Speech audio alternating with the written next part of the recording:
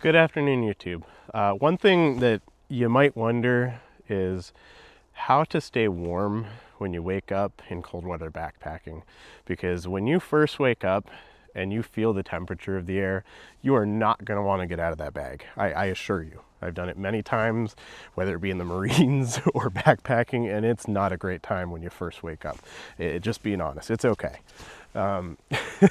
So before even getting out of the bag, it's important to start kind of moving. I think, personally at least, I think it helps me a lot to kind of one by one pull things out of the bag. Some people just fly out of the bag, start moving, they think that's the way to go, but for me, that just doesn't seem to work. I can never get myself to do that.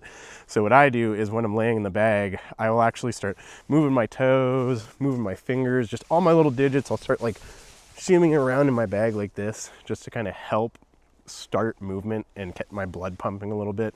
And then another great thing to do right before getting out and getting your chest out, I start doing a couple sit-ups, not like a whole workout or anything, but just a couple sit-ups while in the bag to really get some blood pumping. And then I will eventually at that point unzip the zipper and then let my chest kind of come to temperature while I'm still moving around and doing stuff. And then I will finally start getting my legs out. I'll get my feet in my boots, etc. Get out, get my layers on, and then get out.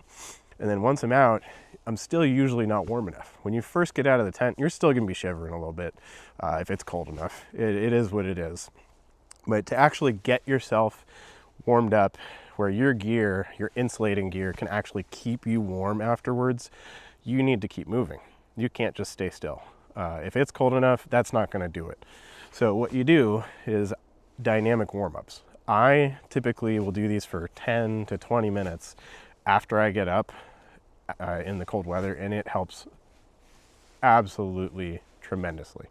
I will do knee huggers, I will do leg kicks, and I will do arm circles to get kind of the main limbs and stuff moving, and that makes a massive difference. So let me show you what they look like. So these right here, these are the knee huggers.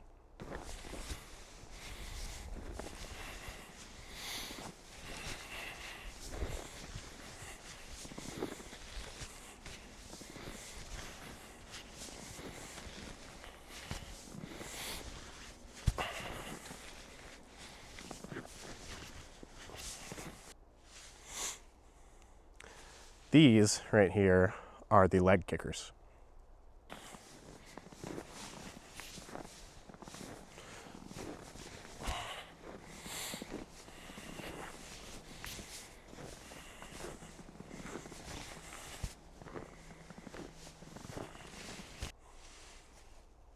And then lastly, these are the arm circles.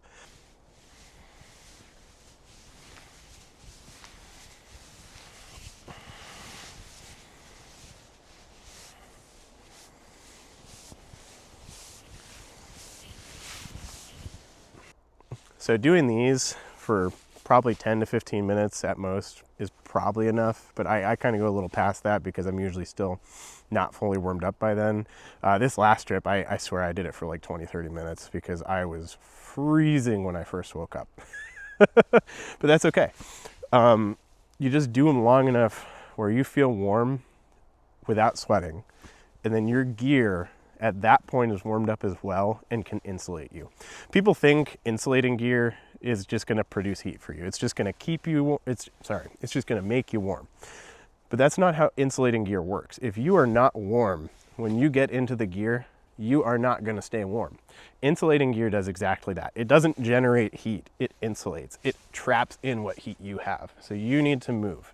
So doing these in the morning will help you a lot. And then you can finally start moving and getting your breakfast started, etc.